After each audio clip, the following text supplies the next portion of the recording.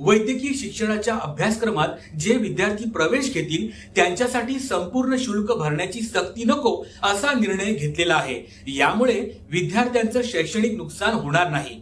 राजश्री शाहू महाराज शिक्षण शुल्क शिष्यवृत्ती योजनेअंतर्गत जी रक्कम विद्यार्थ्यांना मिळते ती रक्कम बँक खात्यात जमा झाल्यावरच विद्यार्थी महाविद्यालयात जमा करतात।